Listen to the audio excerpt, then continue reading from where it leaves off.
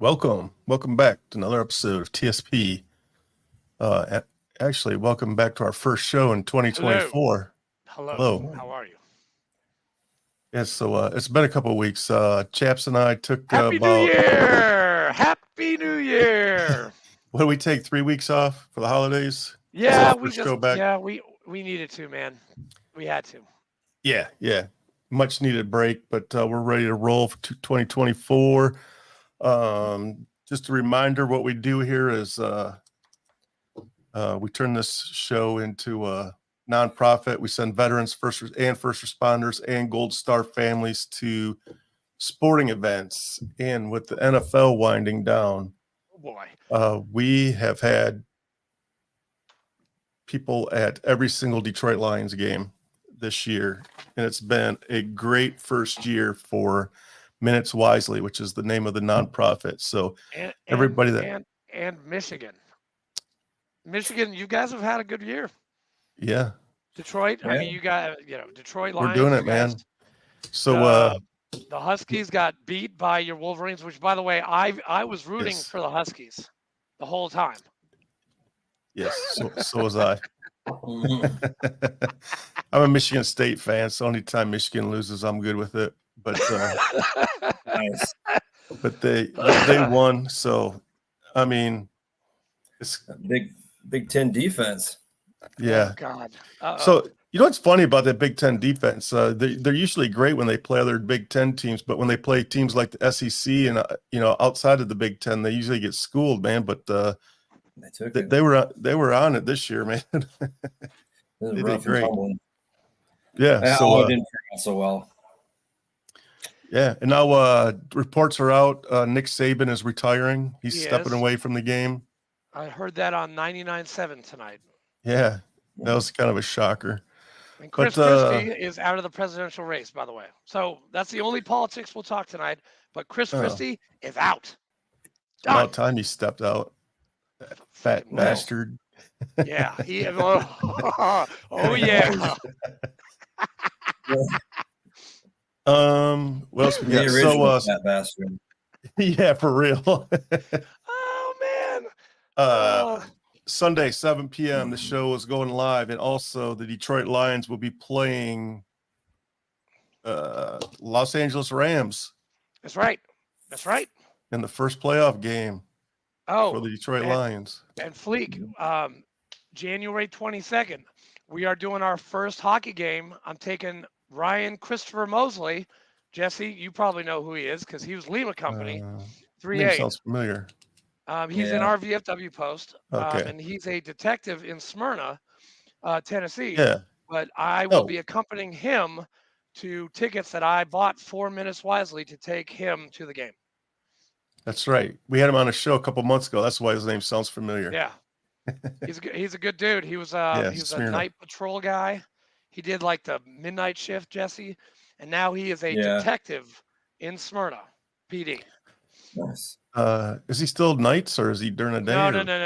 He does now. He wears like a suit and tie. And, oh, nice. Yeah, he looks good. He's like Brooklyn Nine-Nine, man. Hey, we should get you mic'd up with him and set you on guys on patrol together. Yeah. Make an episode out of it. We'll make an episode out of it. I'll have my camera on. I'll get one. I just got paid. That'd be cool as hell. All right, before we go any further, wait a second. Our sponsor, Charlie at Singletree, has a few words. We love you. What is going on, guys? It's your man Charlie right here from Singletree Barbecue. Did you know we are on a mission to build community through undeniable hospitality and the perfect plate of barbecue? Y'all come check us out, 2805 Old Fort Parkway, right here in Murfreesboro, Tennessee, Tuesday through Saturday from 11 to 8, Sundays from 11 to 4. Give us a call at 615-307-0120. You can check us out on all the social platforms at Singletree BBQ. We look forward to seeing you. Thank you. Appreciate all the support. Well, if you're listening to us on the podcast right now, you just missed Chaps doing a strip tease in the background. I know, dude. I had to get my my commander shirt on, man. There was no nips. There was no nips involved though. I was All right, gonna say, it's not that. It's not. leave it Jesse, on. it's not. That's what you see It's the not net. that kind of show. I swear. It's driftwood too. Oh, what it's called? You know, it's called platinum now, right? Yeah, because it's one hell of a show. It is one hell of a show. Like all the clubs we used to go to, they've all changed their names. All of them. La Mirage. I think Toby's is the only one that still has its name. Are these titty bars? These are all Cool titty thing. bars at Camp Lejeune, North Carolina. Yeah. Sorry, Nice. Jacksonville. Well, North Toby Carolina. had the midget there for a while. I saw her. That's just, She was awesome. and yeah, I mean, you're going at that point. You're throwing a midget up there, a midget and a pregnant woman. Yeah, you know we're hurting. You get Yeah. to see the scars and everything. It's just Good it was, times right there, man. It was all. Yeah, Geiger Tigers. I I know thought I Jesse. saw the Was, thing quick. I know Jesse was a Geiger Tiger. He went on the weekends. Did you guys ever bone the yeah, well- No, midget? but I I did can't date do someone it. from. I dated somebody from Toby's actually. Wasn't Those the are midget, hot. was Oh, it? nice. No, it was after our second deployment. I dated this. I dated this girl of ill repute for about 3 months. That's probably the best 3 Hey, months they're of your people life. too. I mean, They're Kind people of. too, Fleek. They're people too. Hey, yes. Ugh. So, I do have a couple announcements, Fleek. Yes, sir. About some upcoming stuff that is coming. Let me get it. Let me see. We got our next VFW meeting is on Monday. the 15th. That was Monday. We've got the Midwinter Conference coming up February 16th, 17th, and 18th. So if you're around Tennessee and you belong to the VFW Tennessee, come to the Sheridan in Nashville, and we will have our Midwinter Conference. I thought it was supposed to be in Murfreesboro at the embassy. No, they suite. changed it, man. They changed it to Nashville. Oh, Midwinter and State Convention are both in Nashville. right on. And it's nice. And our adopted JROTC unit has drill competition at Rockvale High School in January 20th. Rifle Expo, rifle team at the Expo Center, and there is a military ball, which I am the guest speaker for the JROTC military ball. what are you going to talk about? I sent him a lot of pictures from when Jesse and I were in, and a couple of things after, and I'm going to talk about how great the JROTC is because they are the best in Tennessee. Colonel Gaylord, he is a senior Army instructor. He is probably one of the best senior Army instructors that Tennessee has. You're not going to drop the Yeah, F-bomb, sure. are you? No, I am not allowed to swear at all. I've actually had 2 seniors go through my speech, and they did the first time they did it. They was like, Andrew, we need to hear more about you. I'm like, okay. So I actually had high schoolers telling me that I had to change my shit. That was a little humbling right there. Did you say, you little prick, I have a master's degree? No, I did not. I actually like the cadet of the year. I'm not gonna belittle him. You said, talk more about me. How about me and your mom? We'll talk about that. Oh, Yeah. Woo. Get it. oh, Jesse, how I've missed you. I'm sure he's a great kid. Oh, he's homeschooled, and this guy, dude, he got into West Point. He No got shit. into Annapolis. And guess what? Who do you pick? He wants to be a fucking Marine. Hell yeah. Even when he went to, even if he was going to go to Annapolis, he's going Greenside. Nice. Did he pick a school yet? No, he has not picked. Well, I haven't talked to him, but his safety school is the Citadel. I mean, what the fuck, dude? Whose safety school is the Citadel? It's fucking Seriously. impressive. I like Annapolis, though. I went up there when I was wrestling unattached at the Navy for the Navy Academy. I would go up there. I liked it up there. I thought it was neat. very traditional. We had a lot of tradition in that there. It was a pretty neat place to go to. I've been to, let's see, I've been to the Citadel, I've been to West Point, I've never been to Annapolis, and I've not been to VMI. And I want to go. I want to go see those schools. And I don't want to go to see the Air Force Academy. I don't care. It is in Colorado, though. It is in Colorado. You can't get weed there. Not on campus, though. Not on campus. Gotta walk down the street for that. That's right. That's right. In Canada, though, you can smoke pot legally in the military. In Canada. Shut up. Oh Yeah. You can? We had guys Makes sense. come down to our live fire bombing range. We have guys from other countries come there all the time to use our range, and we got guys from Canada come all the time, and they were down there and they're talking about it. And they were smoking weed? Not there. But they're like asked us about our policy, and they're like, yeah, we can smoke weed in Canada just so long as like we haven't smoked like right before we control. I was like, it's zero policy. It's a zero. Yeah, tolerance. it's like you get a piss test before deployment, you get a piss test after deployment. During. Damn. During, sometimes if they got the money. Not if you're 3.8, because we didn't have time for that shit. Well, I got a talking to though about a possible, just specifically me piss test when everyone came back. Oh, but I gotta make, when you get into your stuff, I've got a story to follow up. Because before we went on that Mew, man, everybody popped positive. Everybody from the third deck, third platoon. Thank you. Because I was working for the company office, and I knew all of them were gonna. I knew all of them were gonna fail. Like, dude, there was like 92 people from India company that fucking popped positive. Yeah, that's combat ineffective, and they somehow lost the results. Oh, nice. So if you're gonna do it, get everyone involved to do it. So that's right. There's strength in numbers always, no matter what strength you're doing. In numbers. But those are all my announcements for the week. But without further ado, can I announce him? Is that Absolutely. Okay? Yes, sir. Go. Okay, guys at home, TSP followers, I want to introduce you my good friend, Jesse Drahos. We served together in the Marine Corps. He is an amazing man. He's got a great story. And without further ado, Jesse Drahos, who are you? So, in a nutshell. Shit, let's try to crack it then. 39 years old, going on 40, but I'm still trying to do the military thing. I'm now a Iowa State Patrol officer.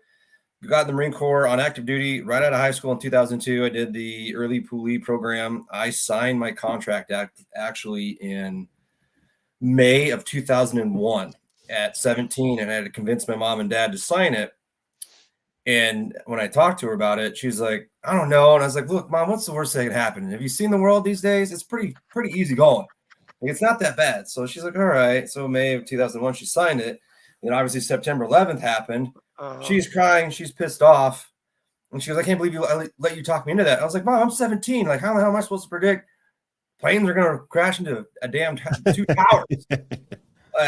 And she goes, well, you changed it. You're not going to infantry. You're not going to do it. I was like, I'm not going to change it now. Like, it kind of definitely doesn't look good on me by changing it once I know for a fact I could possibly go to combat. I'm definitely not going to change it now because I could possibly go to combat. So yeah, hell yeah. Good answer. And so, so I've been in since 2002, did 4 years active duty. I was stationed at 8th and I with the President's Own Band. I'll talk a little bit more about that, but that was. Holy shit. I didn't know. Oh, damn. Yeah. And then went to 3.8. And then 3.8 India Company. From 3.8 went to wrestled on the Marine Corps wrestling team until I got off active duty, and then came back to Lejeune just for a short bit to check out. Got out, missed it, so I did the reserves from 2007, 2008, all the way until I transferred over to the Air National Guard to be a TACp and fall under their special warfare umbrella. And now I do that. Coach wrestling. I coached high school freestyle and Greco, and then I went and helped out and coached a girls wrestling team, and now I'm back to my hometown helping them. And then as law enforcement. I was at Iowa City Police Department for a while. I was on their SWAT, like technically what they call their SWAT team, but it's called SRT, Special Response Team. Then I'm dive search and rescue for the county. I was on their honor guard, and then surprisingly, out of sheer because no one wanted it, and I did it as a joke, I was their LGBTQ liaison officer. And Really? Trust me, no one was more surprised than me and the person that had to say that I have it, because everyone like, no one's doing it. I'm not doing that. You gotta be crazy. And no one. We had their email sent out to the PD like several times, like someone needs to take this position, and I can't remember who said it, but someone's like, Drahos, I dare you to do it. There's no way they'd give it to you if no one else does it. They have to. I was like, someone's got to do it. So I put in for it, be like, yeah, I'll do it. And then I get it like a response, and then the captain's like, you need to come to my office right now. And I was like, oh shit. And she goes, well, because no one decided to take that position, you now have it. You are now the LGBTQ liaison officer. And I was like, shit. So at any time there was a crime committed against someone within that community, they looked like they would have me go and check in and see whether or not it was an actual hate crime or just a regular crime, but it wasn't actually specific to them. It was just happening to them because they were in the wrong place, wrong time.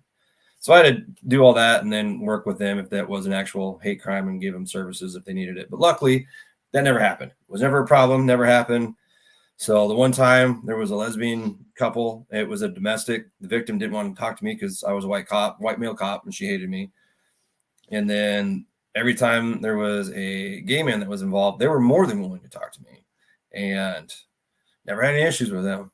I had one guy, like, at first was locked out of his house, and it turned out when I went to go see what I could do for him, I saw a black eye, and I was like, shit. And then after talking to him, I realized he was gay, and I'm like, shit, this could be a hate crime, and I got to deal with this now. It's just supposed to be a guy locked out of his house. And after I talked to him, I was like, hey, look, man, are you okay? Because you got a black eye. You look like you got beat up. He goes, yeah, I did. I was like, you feel as though this target? Oh, no, I deserved it. I had it coming. I was like, oh, thank God. Oh, thank God. I go, well, there's nothing I can do. I can't. I'm not a locksmith. I'm a cop. Other than boot your door in for you, I can't do that. There's nothing else I can do for you. But I can't take you to the hospital because you look like you had some head trauma. Oh, yeah, sure. And I was like, all right, follow me into my car. And I turn around and he's not moving. So I turn around like, dude, what are you doing? And he's sitting on the steps. He holds his hand up like this with his hand down, limp like. He goes, help me up. I was like, oh, come on, dude, don't do this to me. Then I was like, all right, fine. I help him up. I go to turn around, and he instantly swoops in and puts his arm underneath my arm in like an escort arm-to-arm hook. Oh, boy. Goes, all right, let's go to your car. I was like, all right, let's go. I get in the car, get to the hospital, same thing. Open the door. I was like, all right, come on out. All I can see is that hand sticking out of the door like this to help him out. I was like, gosh, damn it, dude. All right, fine. Grab him by his hand, help him out. And then I thought I moved quick enough, but he not quick enough. Arm came right back in mine, hooked in there. And I go to the receptionist, arm in arm with this dude to check him in. And then I leave, take care of it. And he goes, are you coming back there with me? I was like, you're at the hospital now. I am done here. There's no coming back. You made a new friend. Yeah. Well, I had to come back because there was another guy, an actual guy I arrested that needed to go to the hospital first before he go to the jail. And he's seeing him still. He goes, oh my goodness, he came back for me? I was like, no. I got another guy. He's going to jail.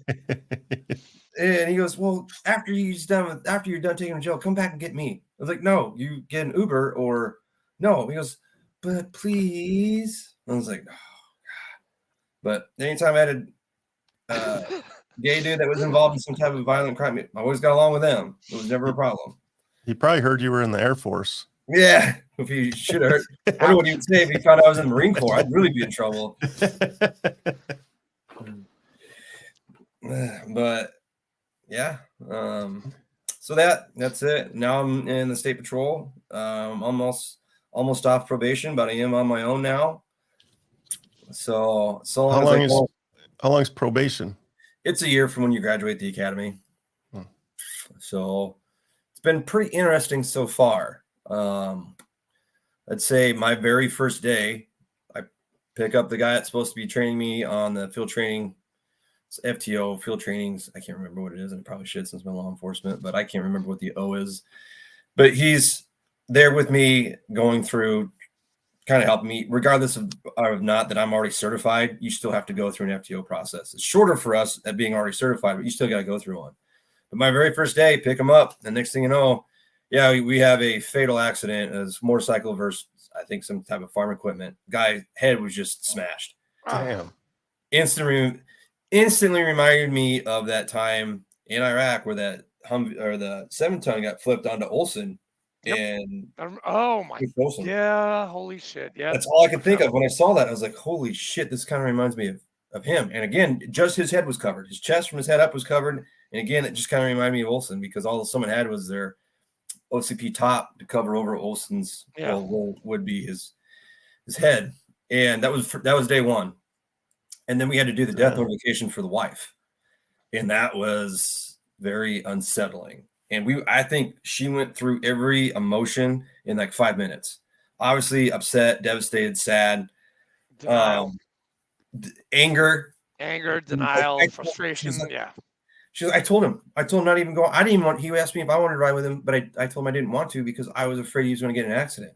She was and she got mad, like stopped being upset, got mad. And then she started laughing about something because something had happened. It was kind of, any other time it would actually be comical where we would all laugh, but like none of us, like me and the guy that didn't want to actually laugh because of the situation. But we were trying to like be with her at this time. And then she had to call her daughter and she had her on speaker trying to call her. And it was awful. So we stayed with her until her daughter got there. And then we did that.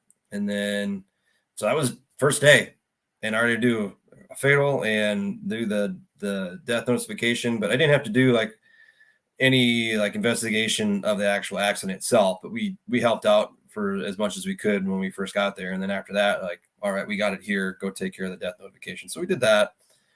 And then after that wasn't really a whole lot.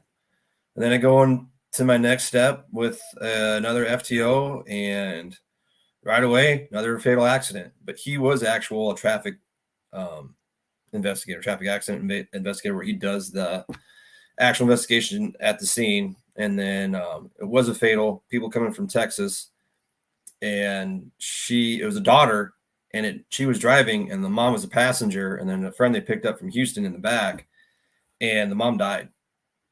And so we get there and they already got her out of the car. And by the time we got there, they were still working on mom to get mom out of the car, but she died. She died in that accident. She never died. Like while they were trying to help her out, she was dead.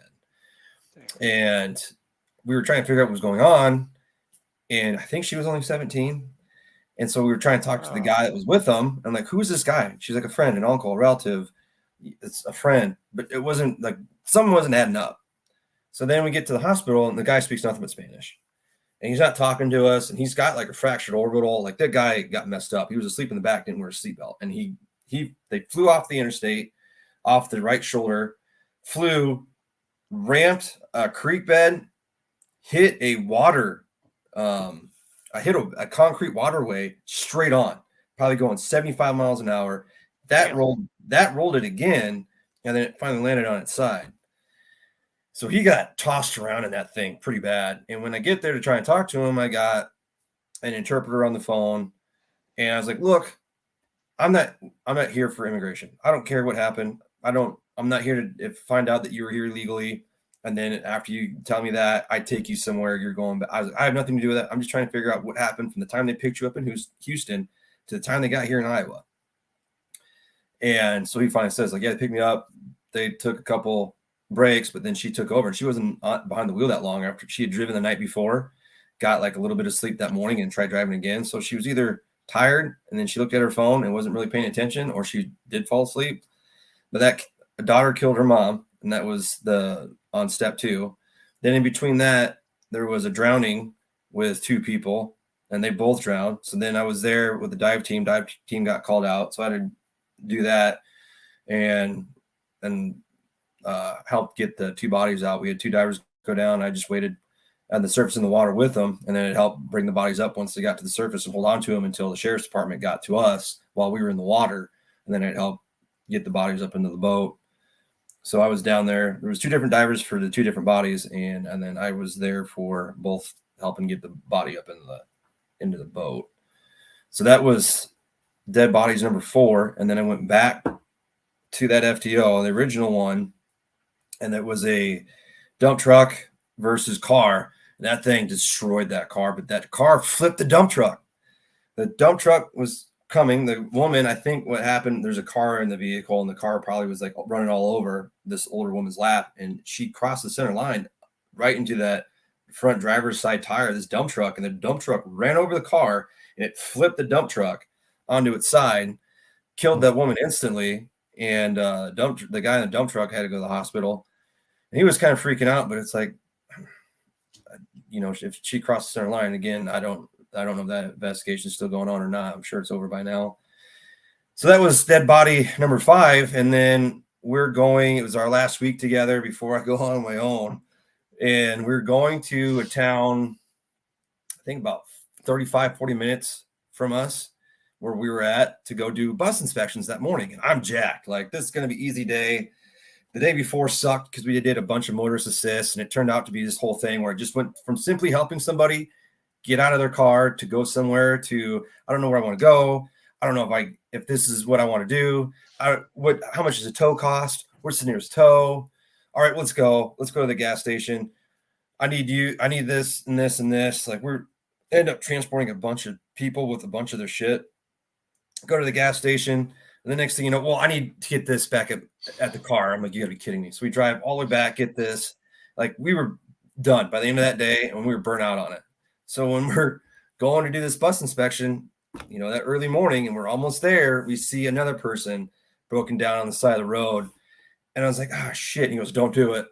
Not after yesterday, don't do it. I was like, dude, we got to. He goes, there's probably no one even there. It's off the side of the road. It's not even in the way. I go, the doors are open. And as soon as I said that, we see some guy like bent over back out of the rear back of the driver's side of the car. I was like, see, now we got to stop. And he's holding up jumper cables. And I go, you probably just need to jump. I was like, but we're not hooking it up to our car. And then I turned the camera on, and that's when you can start hearing her voice. But as soon as I did that, he goes, fuck no. I don't. He goes, hell no. I don't fuck our car up. So that's the first thing you hear on the video recording for this. And I bet that didn't go over well. Oh, there's worse. But I start laughing at it. We stopped to help this dude out, and I'm trying to call in the plate, but there's no traffic. Someone else is on. So I'm like, I need to hurry up and get out because this guy's moving around. So I just need to get out of the car. And I start walking to the back of the car to see if anyone's behind it and in the back, and then read the plate as I walk, but I'm not seeing anything. And this guy's still walking backwards, but now his hands are just straight up. The jumper cables he put down, his hands are straight up. He's got something in each hand, and he's holding him, and he's just got his hands straight up. And as soon as I get the plate read out, I walk to him and go, hey, man, is there anyone else with you? He goes, is there a supervisor with you? I go, no, dude. Like, is there anyone else with you? Well, I want to talk with the supervisor first. I'm like, I'm just here to help you. There's no need for you to need a supervisor. He goes, I'm not saying anything until I have a supervisor or someone else with you as I talk. I go, dude, the camera on my car is running as we speak, recording the both of us right now currently. It is seeing everything that I do. There's no need for me to bring a supervisor to help you with your car. And he goes, all right, good. And he starts kind of walking back towards the end of the highway. It's like, hey, look, man, just walk towards me. At least you can be by your car. Just get in front of your car so you're not getting hit by a vehicle or something. And he goes, I don't want to be anywhere near that car. He goes, I just had an altercation with somebody in that car. I don't want to be anywhere near it. I was like, what? And so I was like, this is weird. And he goes, you know what? I want someone here. I'm autistic. I don't know I don't do good in setting. I'm like, what do you mean you're autistic? Like, this has nothing to do. Like, you drove a car. You're obviously mentally competent enough to drive a car. And so he's doing that. And I just, you know what, dude, can you just face away from me? I'm just going to place you in cuffs. You're not under arrest, but things are just weird for right now. And things aren't making sense. It'd just be better for all of us if you just, I'm going to put you in cuffs just to make things go a little bit smoother. Do you have anything you shouldn't have? He goes, yeah, I have a gun on me. And you instantly see me like kind of blade and go for my gun. And you go, you got a what? He goes, I got a gun on me. I was like, where? My left pocket. Can I get it? I was like, no, don't touch it. So I'm like, here, I'm going to pull it from you. So he takes what's in his hands. He brings his hands down and goes to put it on the ground. And I'm like about to pull. I was like, all right, this is all going to happen on camera. And then as soon as he goes straight back up, his hands as fast as he can go back. I was like, oh, thank God. They'll just shoot this kid. And the kid's like, it's weird. He's got a fur coat on. He's got a single strap backpack on the front that he's wearing. He's got a double strap backpack on regular backpack. And it's a small furry Spider-Man backpack, but it's small. It's like a what? It's about the circumference is about the size of a paper plate, but it's a furry Spider-Man backpack. He's got the sport coat. This is a dude? Yeah. This is a guy. Yeah. He's wearing like 3 pants. I can tell he's wearing pants underneath pants. And then I can tell he's wearing like 2 things underneath this furry coat. And so I'm like, okay, it's all weird. So I'm trying to cuff him. And I get the gun. And I just told him, like, just don't move. I go, whose gun is this? He goes, oh, it's stolen. I go, what? He goes, it's stolen. Oh my God. I go, why do you have a stolen gun? Oh, it's my friend's. What friend? And he's talking about it. And so I'm like, you know what? I empty it, pull the bag out, lock the chamber back, hold on to the gun. Was it? I can't remember. And they had messed around with it. I think I'm not sure if the serial number was scratched off, but there was like paint and stuff on it. Like I can't remember what it was. So then I have it. The guy that's with me, he finally sees me walking with this dude in cuffs. And so he gets out of the car and goes, dude, what the fuck is going on? I go, dude, I don't know what's going on. He goes, well, who is this guy? I was like, I don't know. I couldn't even get that far. It went too crazy. I couldn't even get that far yet. I was like, I need to search this dude. I found a gun. He has a gun on him. It's stolen. He told me it's stolen. Like, I've gotten this far, and now he's got 2 backpacks on. I don't know how many other layers of shit. Like, I just need to search this dude to make sure he doesn't have anything else on him because I already got this gun. So we're talking to him, and he mentioned something about his buddy.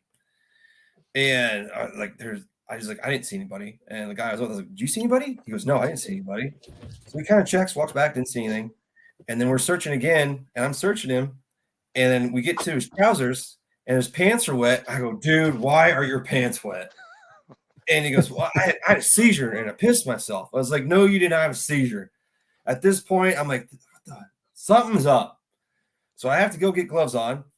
And normally you do take the time to wear gloves, but I'm like I was trying to hurry up and get this done to get into that car and make sure this guy didn't have anything else on him. So I wasn't too concerned about putting gloves and running into pants that were covered in urine.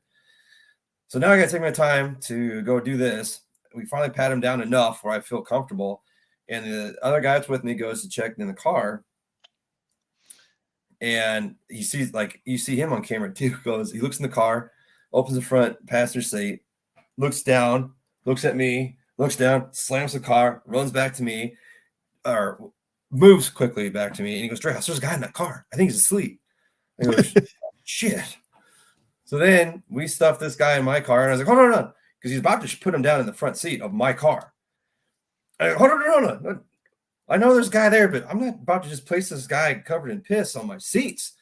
So I run and grab some garbage bags, and I just start layering my seat with these garbage bags. And then I was like, okay, now I'll put them in there.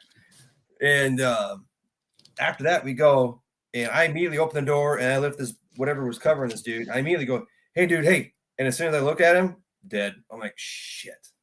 I look at my buddy. I was like, dude, this guy's dead. I knew it. I knew there was a dead guy in the car. You didn't even finish the story. I knew there was a dead guy in the car. And he goes, are you serious? I go, dude, he's fucking dead. This is my sixth dead body in 5 months. He's dead. And we go on from there and do the rest of it. And then a lot of this, he hasn't even gone to trial yet. So a lot of this, I think the investigations, this is in October. So the investigation, I think, for the most part, is done. But the trial hasn't started yet. So there's a lot of things that haven't come out yet, but that's the majority of it, though. I mean, and then how did he die? Was there a gunshot wound on his ass? Yeah. Damn. Yeah. Homicide. Yeah. So, and what scares me the most is I think had I come up on him at a different time and he would have been more ready for it, he probably would have shot at me too. There's still around in that gun. So, but I think we caught him off guard and he didn't know what to do. And so he just immediately gave up. So, and that was your first year, yeah, of being a cop. That was October. So yeah, less than half a year. That was my first year. Damn. Dude, that's a big year. That's been pretty chill. Now we got the winter going on. We just had what was an estimated 9 to 13 inches yesterday of snow. Well, and that too. Got him. Anyways, no. I see where you went. I see where you went. You walked into that one, man. I did. I walked into that one. Yeah, but it was 9 to and I had this tiny snowblower, I waited. It started snowing Wait a second. You can't say you're 9 to 13 inches, then follow up with a tiny snowblower, man.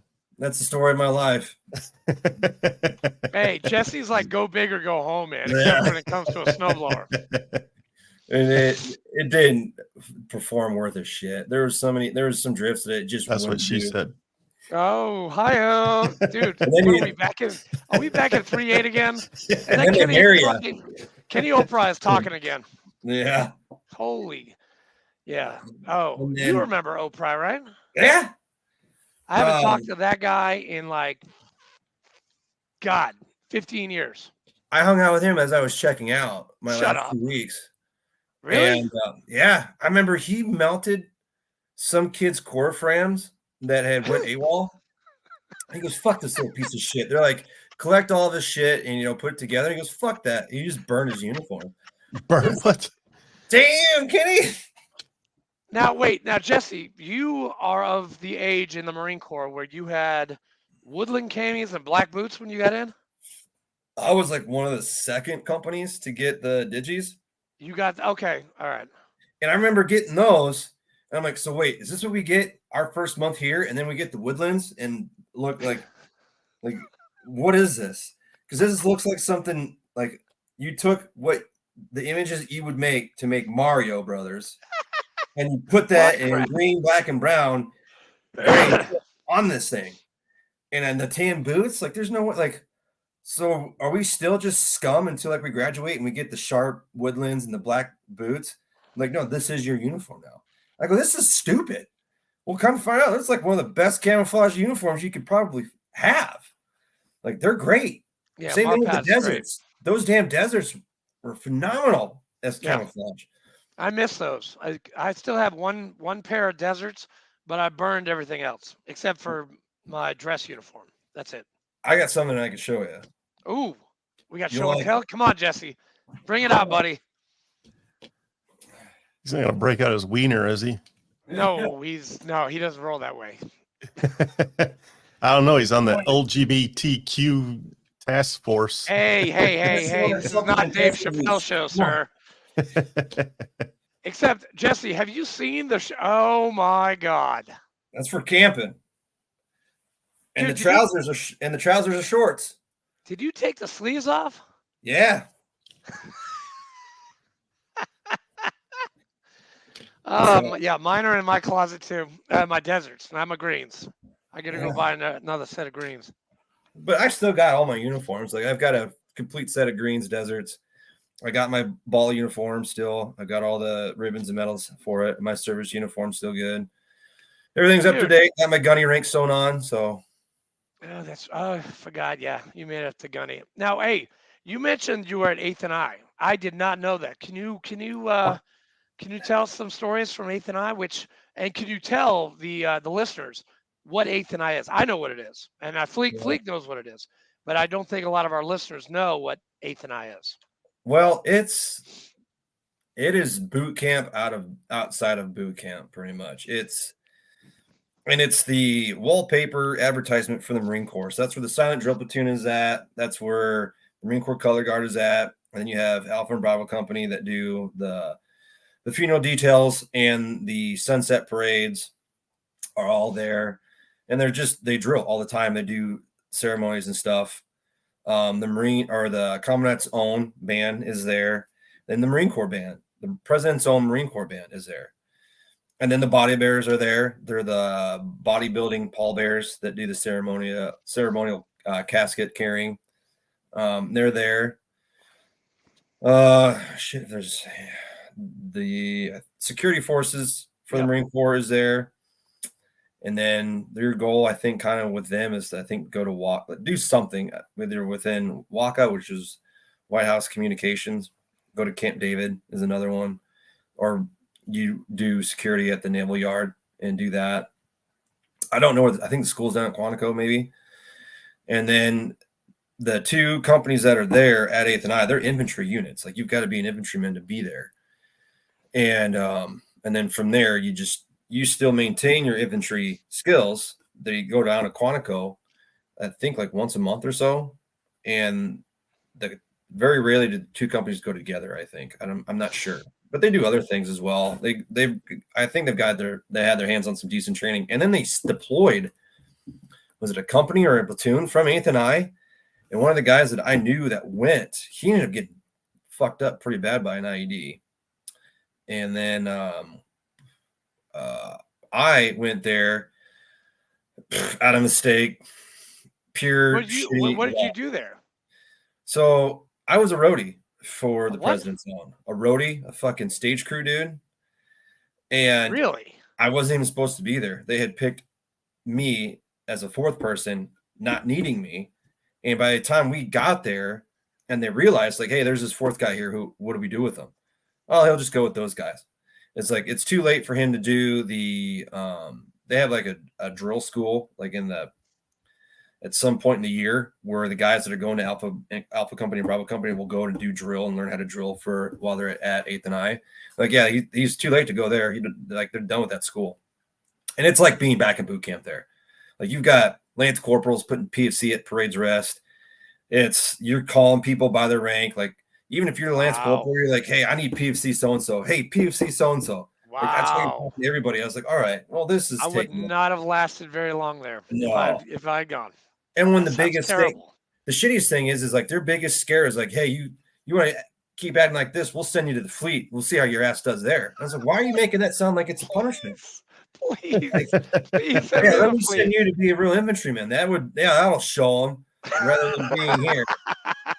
And so where we were at, it's also part of a punishment.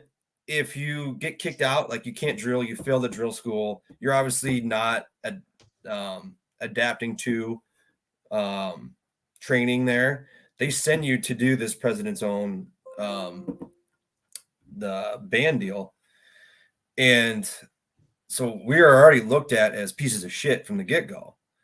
And then there's grounds, which is also another group of guys that are either getting out and they're not re-enlisting, or again, shitheads will go to grounds.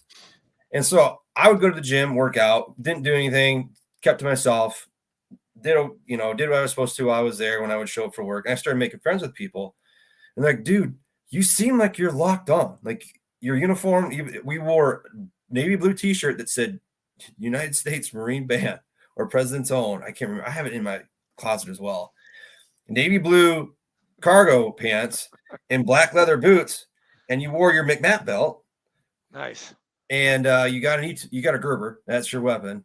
When I first showed up, they're like, hey, this is what happened. We took too many guys. You weren't supposed to be here. We can't send you to the drill school, so we're just going to send you there to be with security and maintenance for the Marine Corps band. I was like, oh, sweet. Really? For the President's Zone? They're like, yeah. Like, so am I going to get like a gun and stuff and like do security details? And they're like, no. Well, what do I do? They'll show you when you get there. So we walk across the street, and I'm like, what the fuck is going on? And I'm just like worried at the same time. And we got people chirping at us the whole time too, like giving us grief. And I was like, oh man, once we're done, they're just going to feed us to the wolves here. And we get to where we're supposed to work at, and I'm still in my service uniform, and they're showing us around. They're like, all right, so once we get you processed in, once you check in, we're going to have you show you around, but this is the ballroom. This is where they perform. This is where you guys will be. You'll be in the uniform for the day, which is usually going to be the navy blue top and the bottoms. And then you'll wait here, watch them perform. And if they need something moved, you will run up, move it. So if they need a chair moved, you will run up, take the chair. If they need a large instrument, either put on the stage or taken off, you will run up there, take it, or put it on. They go, funny. There's no way. They're like, that's your job. No, you're lying. They're like, yes. I go, you realize I'm an infantryman, right? Hey, brother, everyone here is an infantryman. Dude, he's a killer. Why is he getting chairs? I was like, I was dumbfounded. And it's even worse is I'm trying to do this check-in in my service uniform that I don't fit in. I graduated boot camp at 162 pounds. I graduated infantry school at 205 pounds, and I grew 2 inches. Like whatever those buttons were made of is pretty much what buildings need to be made of, because they didn't pop. And so I looked, and my pants were up to my ankles. I was hiding nothing in those pants. So I would have made it even worse.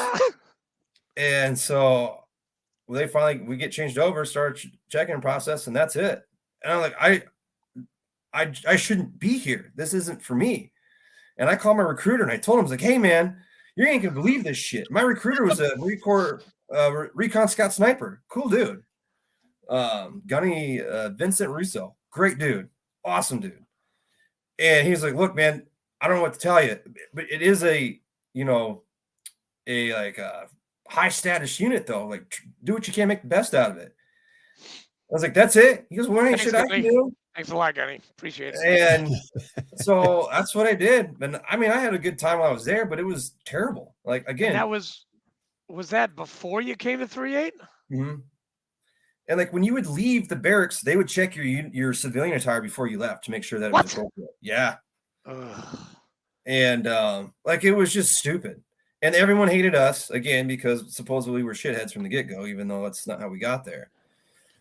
But I would keep to myself, work out. And when we first got there, they were doing funeral details for Marines who just gotten killed out in town because they got beat to death with claw hammers. So after that, I never wanted to leave the barracks. And so I would just work out, and that was it.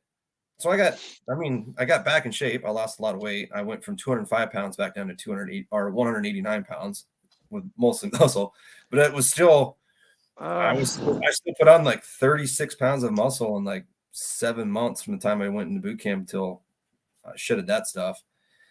And, but I got to hang out. The Marine that carried the American flag for the president, like the White House and stuff like that. I knew that guy. He would do McMap, and he got me worked on with me to get my gray belt. And he wanted to work out with me because I was a wrestler. And he goes, you were a gray belt by the time you got to 3-8? No, I never got it. Like you never got the gray belt? All that we recorded and stuff somehow never made it up. Oh man. And so by the time I left, like it never happened. Yeah, so we got a belt system. It's called the Marine Corps Martial Arts Program, and I am a proud tan belt ninja. I ended up getting black belt, and then I was you motherfucker. Well, I was an instructor. I ended up being the instructor for that. So you were a black belt instructor? Uh-huh. Yep. Jesus, freaking regular cage fighter over here. Yeah. So when I went to the reserves, I ended up doing a lot. So my first year with the company and the infantry company that I was with here in Des Moines, I ended up going to Mountain Unit Leaders and doing that. So Mountain Unit Leaders, and went to Bridgeport, did that whole thing and did that and got certified there. Bridgeport, California? Yeah. Damn. It was a hard course. It was a blast. The instructors were awesome. And it was a gentleman's course, but like they worked the shit. Like the first couple days, they were working to get rid of people. Kind of like they pushed you through the ringer, and guys just started getting hurt left and right because you're going up mountains with all this equipment on, and people were getting shin splints, twisted ankles. You're going on runs like steep grades with all this shit on. And then they kind of slow it back after the class gets a little smaller. But you're going over knots, and they weed out a bunch of people doing knots because there's like 13 different knots. Then there's rope systems where you build an A-frame, one rope retrievable bridge where you make that. Oh, yeah, yeah. And I ended up doing that and making it through all that. And then you do your climbing phase where you learn to free climb and use actual pro and stuff like that. And so I made it through that. And then once you get done with that, you do your summit attempt to Mount Shasta. You make your summit attempt. And then after that, bing, bang, boom, you do a written test and you're done. Do you ski down and shoot? No, it was. You don't ski and shoot? It's all hoofing. And you're supposed to do like a crevasse thing where like if you were to fall in a crevasse, whatever. Yeah, crevasse. Yeah. Show like. I did a little rope climbing before the Marine Corps, but yes, crevasse. That's right. And so we did that, and then we got stormed out. Like it was bad. It was real bad. We get some weird storm came through. It fucked all of our tents up, and it was like 50 to 80 mile an hour winds. I think it got up to 80, Jesus. And we couldn't take our tents down because as you're trying to grab it, you're almost flying away. Yeah. So we're trying to take the poles down, but those poles are like with the ropes, and you got to clasp them down. Well, we couldn't. So I was like, screw it. I start cutting the ropes and these rods to break our tent down. So when we go to hand in all of our equipment, I have like just a ball of shit with these rods because they're all cut up. And I'm like, here. There you go.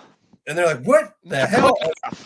The instructor's like, don't worry, this is legit. We got hit by this 80-mile-an-hour storm on top of the mountain, and there was nothing we could do. We're gonna have to eat this one. And I was like, yes, this is the first time I've ever gotten that for a supply Yeah, because usually at SIF they fuck you over big time. And then hey, I got a question. Was there a Sergeant Blackwell in that class of yours at all? He sounds familiar, but he wasn't there. Well, Staff. He turned into Staff Sergeant Blackwell, and he was our platoon commander, a platoon sergeant at 29 Palms before he got relieved by Sergeant Herrera. No shit. No shit, dude. And actually, it is Sergeant Herrera's First Sergeant Herrera. It's his birthday today. So happy birthday, First Sergeant Herrera. Yeah, I missed that dude. He was funny as shit. That guy went to Scout Snipers and he stayed in Scout Snipers until he retired. Yeah, I remember seeing that. He was a legit dude. He was funny. Dude, that guy was the man. That guy was he was an artist with the Benelli M4 shotgun. I'll tell you that. Yeah. Ramadi 2006, First Sergeant. You remember that? I do. Yeah. That's badass. Now you okay? So you did 8th and I. You did cold weather training. How long is the school? It's 6 weeks. 6 weeks.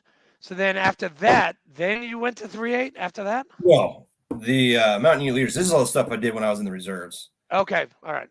So I didn't really. Oh, okay. The only school I did on active duty is I went to Corporal's course down in Quantico. Corporal's course was in Quantico? Mm-hmm. Damn. It was like the course, like where all the other corporal courses are based out of. It was this is the actual site. So it was. Shit, I had to do mine on the USS Kearsarge. Yeah. It was terrible. Oh yeah. I did that, and then after that, I went to 3-8. But they wanted me to go to corporal's course because I had picked up so quick. So I was a corporal before an E4 corporal before my second year in. So before I hit my 2-year anniversary, I meritorious promoted at boot camp.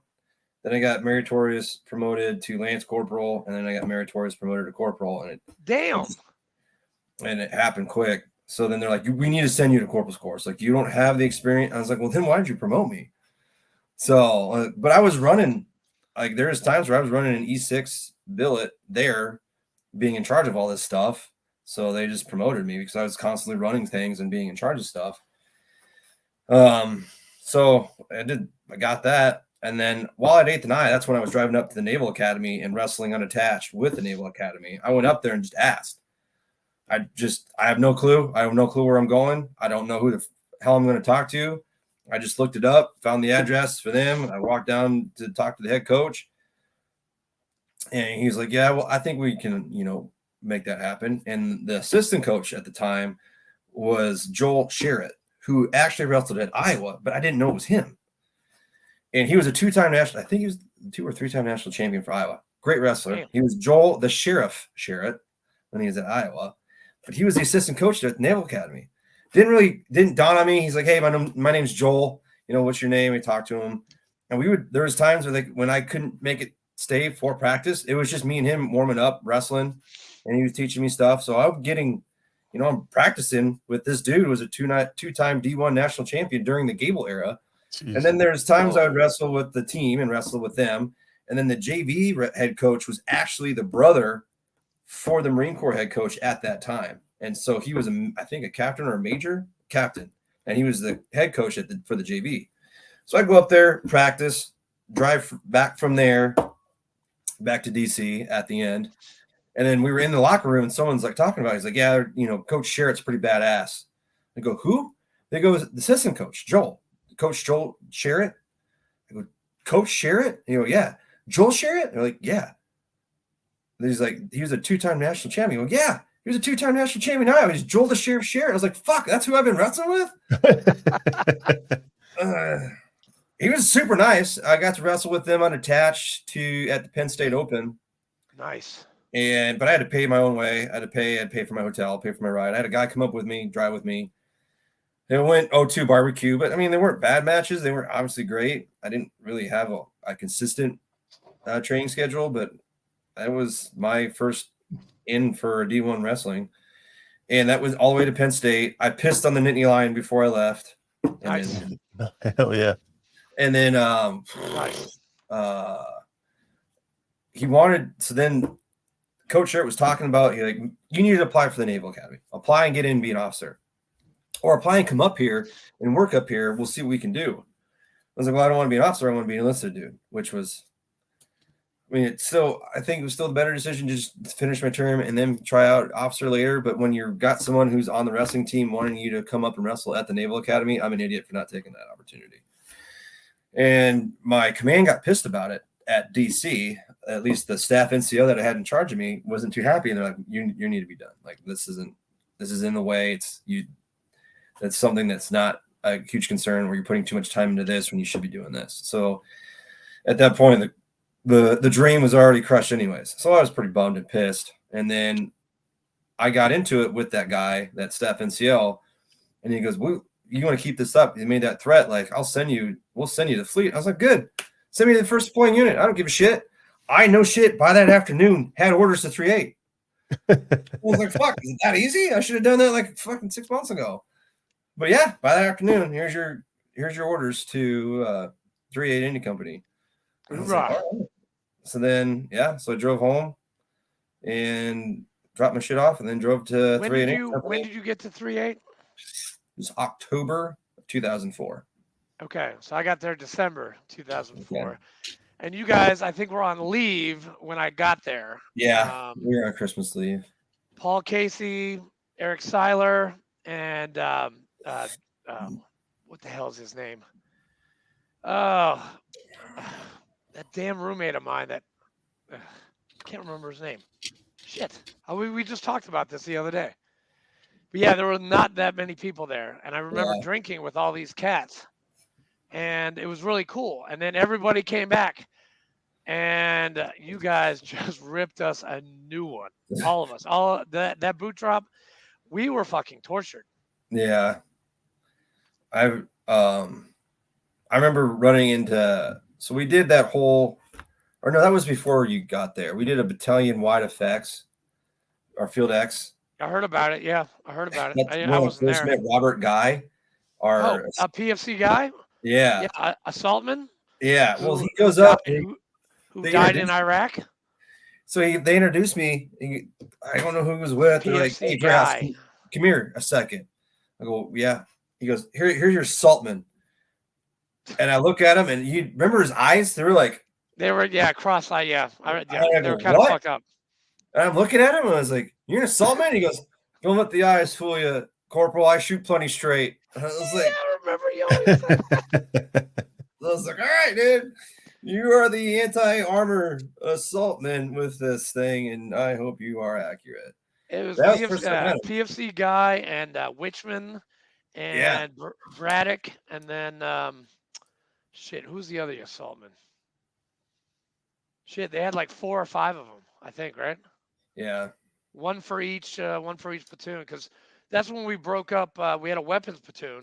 Mm-hmm. But then when we went in country, we broke up the weapons and we went with whoever you're attached to. Yeah. And 4th, yeah. Yeah. So I think it's 2 assaultmen teams per platoon. So it's 2 that was right. And then and the machine gunners and mortarmen. We didn't have any tow gunners, did we? I don't think we had tow gunners. No, that's with weapons company. Yeah. Your Mark 19, 50 cal, and tows. Those are usually with your company, weapons company. That except for that 7-ton that got hit by a garbage truck in Fallujah with Modesto and me, and I was on the gun, the Mark 19. Yeah. And I swear to God, I came down so hard. Dude, I got rattled around in that cage, dude. I had like melons for elbows, man. Yeah. And I landed fucking face first on Staff Sergeant Modesto, now Gunny Modesto, retired. Yeah. And you know, He was a badass cat too. Modesto, he lives in South Carolina, man. I saw him like a year ago. Because he was from, was it the Dominican? He was from like Guyana or can't remember something. where He was from one of those islands, man. But I remember, was it Herrera was shooting a 240 while Modesto held the bipod over his shoulder? Yeah, he was. That was the most badass thing I think I've ever seen. Oh man, dude, we did us machine gunners. Like David Lowe, he did some crazy shit. Yeah. He was one of my boot drops. Lowe and fucking Desme. Yeah, because you ran head to head with Desme and Fokker, right?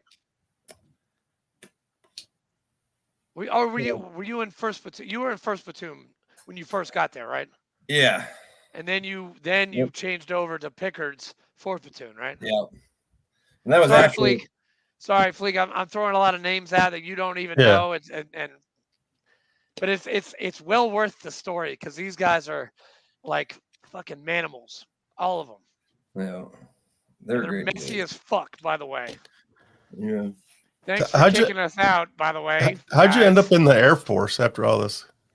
So, after I picked up, initially, so I was trying to go officer. I was married, my second marriage, and I had turned down a bunch of opportunities to go active duty, turned down opportunities to go to MARSOC. I remember when I was going through the mountain unit leaders with the reserves, I had opportunities, like I got an invite from Gunny Goida. He goes, I'm not getting you in. You still have to go through the schoolhouse because I would like, this is an invite to try out. Like I'm trying to get you to just skip most of the bullshit to just do this. So I was like, no, I can't, I'm married. I shouldn't even like me being in the reserves. I got turned down. Then there was that same school. I got offered a job to be a platoon sergeant for a unit that was going to Afghanistan. I can't remember where this captain was coming from, but he was in battalion recon. He actually knew my company commander on the reserves back home, and they were in recon together. And he goes, I know you're captain. He said, you're good shit. And he goes, I need a decent staff sergeant like you. I was staff sergeant select at the time, but he goes, you could be, I'd take you as my platoon sergeant. I was like, I can't, it's one thing to go because my unit's going. If I volunteer, I'm going to get divorced. Then I had one of the guys who was going through this because he's with the special operations training unit where they train dudes all the time. And he goes, dude, this is all you would do. You just train cats that were going to like Muse and stuff. And he goes, it'd be an easy job. You just do your part that you need to train. You'd have the rest of the day off to do whatever you want. Go work out, do whatever. I was like, dude, I can't. I'm married. He goes, what's your wife do? I go, she's a nurse. He goes, I could get her a job in San Diego. No problem. No questions asked. Depending on whatever we need to do to help you move. I was like, I can't. If I do this, I will get divorced. The red hats, the instructors that were up there, they're like, hey, dude, you want to be an instructor up here? And I was like, dude, I would love to. It's a beautiful place. I mean, there's nothing out there, but I loved it. And I was like, I can't. If I do this, I will get divorced. I got home, did all that. I did the Marine Corps Water Survival Instructor course, and they were still doing contracts for staff NCOs to be in MARSOC. And my first sergeant was like, dude, $90,000 to go MARSOC. I go, yeah. And if I make it, it's only going to be $45,000 because my wife's going to divorce me and take half. And that's if I make it. And if I don't make it, then I just didn't make it and got a divorce at the same time. So I was like, dude, I'd love to. But I was trying to do other things. I was like, I'll try recon to the reserves. At least it still has me in the reserves, whatever. But you're like, no, you're too high up. You're a staff NCO. We're not going to take a staff NCO, pay for all that to have them go through BRC. No.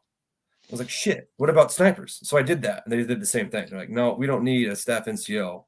Be a platoon sergeant that's never been a sniper, scout sniper. So I was pretty much screwed. So then I was like, I'll try to do the officer through the reserves. But then she was like, no, I don't want no, because then you got to go through OCS, TBS, or TB, is it TBS or TBI? Yeah, TBS, yeah. No. I was like, shit. Well, I'll at least work on my degree. I'll just get a 4-year degree. I had already gotten my associates, outstanding graduate, 2010, Kirkwood Community College. And So I was like, all right, associates, I just need to get 2 more years in. Well, then she's like, found out that I re-enlisted, and she goes, no, I'm not doing this anymore. I want a divorce. I go, I've already got over 10 years. Like, why am I going to leave after getting over 10 years? And this is like the one thing I actually love doing, because my civilian job sucked. So I was like, this is the only thing I really enjoy. Like, and I'm going to get a retirement out of it. Is it going to be something to live on? No, but it's supplemental. It's still nice to get an extra couple $100,000 or maybe 1,200. I don't know, but it's not nothing. And she goes, well, I'm not doing this. I want a divorce. So as soon as we try to work it out, I went to talk to her into seeing a counselor, and she's like, nope, this is it. I'm not doing this. I was like, you sure you want to do this? She goes, yeah. As soon as we left that parking lot, I went straight to the university, enrolled, and they're like, dude, it is almost September. You're like pretty late. I was like, I don't care. I can make this work. And they're like, it's going to be pretty hard. Like, you might want to try next semester. I was like, I don't have time to wait. I'm already 28. I'm already under the time curve here. I want to do this. They're like, well, if you want to do it, fine. It's your money. So I enrolled, did everything I could for the VA benefits, got what I needed to be a full-time student, figured out my degree or what I wanted, went straight to the officer recruiter in town here in Iowa City, in Corville, and I was like, hey, look, man, my name's Judge Drahos, and I want to be a Marine Corps officer. He goes, well, how old are you? I'm 28. And he goes, if you were like younger or look like, do you know what your 3-mile run time would be? Oh, it's an 1840. I just ran it with the reserves. He goes, what? I go, I'm an E6 in the Marine Corps Reserve Infantry. I want to go to be an officer. He goes, well, why don't you say that? Like, I can work with that. Here, I just thought you were some nut who just thinks you can be an officer. But no, I already just enrolled in the university. I'm going to start that. He goes, well, where are you at? I was like, I have my associates. I just need to finish out a few things, and I'm just going to go for a history degree just to get it. It's as soon as I could get it done. It'd be an easier degree to get done right away. And now it's worthless because I'm not teaching. I have nothing to do with it, but I have a degree. So I did that. Make it through. I was late, but it sucked. Made it through the next semester and jumping through all these hoops with him medically because my medical record's shit. And then I get deployed to go to Republic of Georgia. Or no, I have to go to IULC, the Infantry Unit Leaders course. It's a 10-week course. So I have to go to my teachers, and I talked to them about it. And they're like, all right, fine. We'll allow you to do this. We'll give you extra work so you're not so far behind when you graduate in October. But I was doing the IULC course, both the physical part and all the admin stuff. And like, you're writing orders. Your orders are anywhere from 50, 60. I wrote an A-scope that was 96 pages, all handwritten.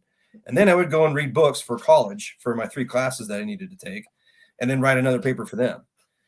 Did that loop, jumped through that loop, then I had to go to Republic of Georgia. Went to the Republic of Georgia, did everything online. Again, I had to figure out what I needed to do to get my degree.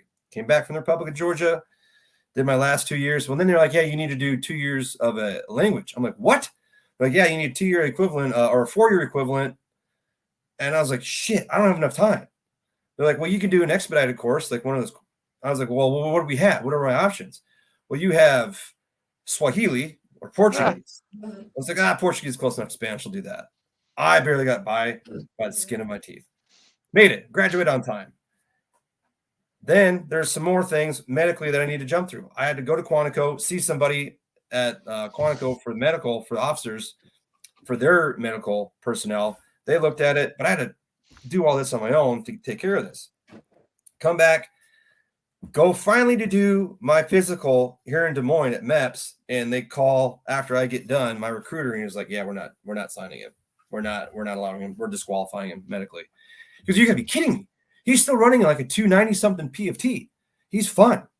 He goes, he's actually in better shape than the kids I have right now.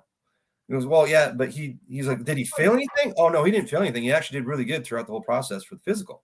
So then what's the problem? Well, looking at his medical record and how bad things are, we think he's trying to fraud the DOD. And he goes, you're serious? He goes, yeah.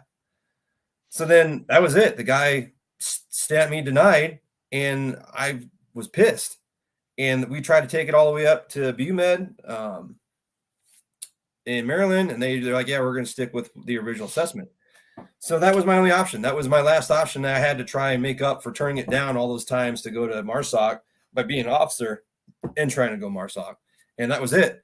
And that was what I was holding my head on for a job, Because right now I was working a part-time job just to get by while I went to school, and now I'm married with a kid on the way. It's not going to be enough to pay for anything. So like I'm screwed, and I didn't know what to do. I was like in tears because now I didn't know how to take care of my wife and my kid because my only egg in this one basket just got drop kicked by some fucking doctor. So I applied, got on a cop job, but I was so bummed, and I was like, well, I'll finish out my Marine Corps career until I got gunny, and they were no longer sending me to training. And I was like, well, then what else am I doing here? I'm not going to come on my time off to do more paperwork and not do any training with these guys. And it's not like I had any options though. My one option just got fucking shit canned.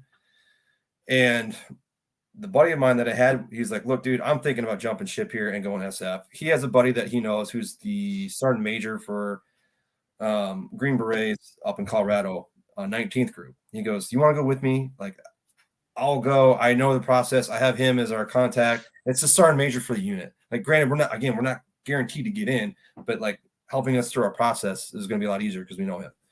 We instantly both get denied. Like medically, we're absolutely shit. And so he's like, look, I'm a sergeant major in the Green Berets. Been here for gotten well over a decade being a Green Beret. But he goes, if I could do it all over again, and he goes, this is coming from me with all the experience and all the deployments and all the things that I've done as Green Beret, I would go Air Force TACp. And we're both like, what the fuck is an Air Force TACp? Yes. And he goes, they're JTACs. Well, okay. What makes them so fucking special? Well, they're JTACs in the Air Force, then they're special warfare. They attach with us. They attach with other special forces units. Their main client, though, is conventional Army. Conventional Army, then maybe conventional Marine Corps, but Marine Corps doesn't really need us nearly as much because they have Anglico. But I mean, we still attached. But he goes, we've had you guys attach with us.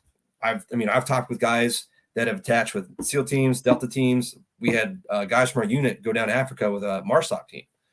So like you attach with these guys. He goes, if I could do it all over again as a sergeant, now as a sergeant major in the Army who's been SF almost his whole career, I would have done that if I could do it over again. I'm like, all right, fine, fuck it, sold. So here's a contact for the recruiter. Call this dude, and well, he should help you out. And his whole job as a recruiter was to be a recruiter for this unit for TACPs. That's his whole job. Not for the Air Force, not for TACPs in general. He's the only recruiter for specifically for this unit. He travels the country looking for guys to send to this unit. And his whole job, I go, I don't know if you can do this. He goes, dude, looking at this, plus this denial, he goes, I can't take you. We have to get this lifted. So he spent, I don't know how long fixing that, but he got that doctor no longer assessing people anymore. But it's too late for me because he already fucked me over. And he got that lifted so that I can now apply with them. And boom, now I'm here. And I go, it's my last option to do anything non-conventional. And I talked to my wife about it, and she goes, well, you've been wanting to do this. You got your one chance taken away trying to be an officer through the Marine Corps and doing it that way in MARSOC. She goes, you've always wanted to do it, so I guess go for it. And she goes, I'll be here. So 2 years of training later, I finally made it. And now I'm a JTAC certified TACp in the Air National Guard. Or or whatever you guys say. I just say, you know what, I'm a Marine Corps that works for the Air Force. And like, they still call me Gunny. When I was going through the Special Warfare Schoolhouse, they would like, you introduce yourself to all the instructors and they kind of get an idea of like who students are that they're training. And then they're like, oh, so you're a Marine. What rank were you? I was like, oh, I was an E7 gunnery sergeant. They're like, holy fuck, you were a gunny? I go, yeah. He goes, they're like, that's the most badass rank of it. I was like, well, that's what I was. And now I'm an E6 tech sergeant in the Air Force. So, I mean, it's a hard pill to swallow, but I mean, people still call me like at the schoolhouse, hey, Gunny. At the unit, hey, Gunny. Why did they give you E7? Yeah, what's an E7 in the Air Force? Master sergeant. Are you up for that? Yeah, they're wanting me to do that. I'm trying to do a commission as an officer to extend my time a little bit more. Because once you pick up Master Sergeant and E8 and you become a senior, like be the equivalent of Master Sergeant or First Sergeant in the Marine Corps, like you're starting to do more paperwork and less training. Well, if I'm going to do that, I might as well get paid for it. Because even as an officer, yeah, you're going to be, operational as an officer for so long, and then you're going to go up in the office. Exactly where I was going to go anyways if I stuck it as an enlisted dude. At least now, I'll get paid. I mean, I'm still going to let you do all the work because you're enlisted guys. You're the ones who actually make all the work and decisions. So I'm definitely not going to stop you there, but I want to get paid. But I got to go through a whole other selection process. They do a thing called TACp. It's another week-long process, selection process. Again, it's another dick kicker week-long smoke show. So I got to train for that, but I tore my bicep. So I'm trying. How is that? Is that healing? I mean, it looks good, but they're like, they looked at the MRI and they're like, you need surgery. And I was like, well, that would put me out. There's no way. If I do the surgery, then by the time I need to recover, because they're doing one in March and I turn 40 in April, I need to get it done before I turn 40. So I was like, if I have more time, yeah, sure, absolutely. I don't have more time. And they're like, this isn't, well, you're just trying to grasp something to see if you can. I was like, I'm just grasping this because this is the last time I can. Not to see if I can. I already know I can't. I'm struggling right now. That's why I'm training, so that eventually I will be able to, and then we'll have it, and then I'll be done. So you can be an officer. How old are you? 40, 39? How old are you? 39, I'll be 40. So what's the cutoff? Yeah. 40. I have to make top T to prove that I'm selected to be an officer for a TACp, and then I can go to OCS. If I do OCS and then go to the top T and I don't get selected, see ya, get a new job. You didn't make it. So you're better off, if you're not an officer, do it as an enlisted, so that if you don't do it, then at least you just go back to your unit and you're still a TACp. When you get selected, if and when you get selected, to be, do you got to go to OCS for the Air Force? Yeah, I'll have to go. I think that's like 6-8 weeks. So it's not that long. Yeah, that's and then you go tea and crumpets and lots of, I will learn how to use my servants and butlers appropriately. So what is your, because you're a state police officer right now, right? Yep. So will they let you take off 2 months to go do that? Oh, yeah. Yeah, they've actually let me off quite a bit just for the things I've done so far. I think I graduated the academy in April, and ever since April, every month, all the way up until September, I've been gone anywhere from 5 days to 20 days. Damn. We went to Shot Shooting Academy in Idaho for 5 days. It's a 5-day shooting course. And the guy's great. I love that place. And he treats all the guys that show up there like absolute guests. We stay in a mansion. That's where we stay at. And then he had staccatos. Like, yeah, if you want to take one of those, just go grab it and we'll Rolls Royce of pistols. Yeah, he goes, it doesn't matter. Like, he had some other like souped up handguns. He goes, yeah, if you want to shoot one of mine or one in the safe, like, yeah, by all means, just ask. They took us out into town and we had like this whole restaurant pretty much to ourselves. Yeah, John Shaw and Houston Shaw, they're awesome people. They treat us pretty fucking good. And they have ponds stocked with fish. So like when you get done shooting, you can go fishing if you want. They got canoes though by the Snake River. If you want to do the Snake River and go canoeing and go fishing off the Snake River, you can. There's a launch, not from what someone was saying right there. They keep the mansion fully stocked with beer, liquor, wine. If it run out, just let them know. And it's a shoot, like you shoot for 8 hours. Like you're shooting. They give us an hour break, and that's from the time they let us go until the time we get back. So you leave the range to go back to the mansion, and we cook our own meals. And then as soon as you get done, you're right back, and you're just right back at it shooting. And the instructors are awesome. We did that. I'm trying to think what we did in May. Was it May or no? April was Northern Strike or Southern Strike. We went to Mississippi. We did some crazy shit down there, training wise. It was pretty cool. And then we went to Shot Shooting. Then June, we went to Germany for Air Defender. Oh, I remember seeing the pictures of those. And then got back in July, and then August, September, we did Northern Strike, and we did pretty cool shit there. We did a lot of live controls up there. There was a lot of aircraft. That was for JTAC stuff and controlling. That was pretty good because of the amount of live aircraft and live drops we got to do. It was nice. Warthogs? Yeah. Then a lot of Hueys, a couple Cobras. Nice. So that was pretty cool. And then we got drunk on the range a couple times, and then we did a bender, and we have one guy, he is a mass sergeant, he's in charge. that was there. He was kind of running everything and getting things lined up and talking with all the pilots and stuff for all the controls that we were going to have. And then monitoring like our times for our schedule of when we were going to have them and what we were going to have and how much ordnance we were going to have.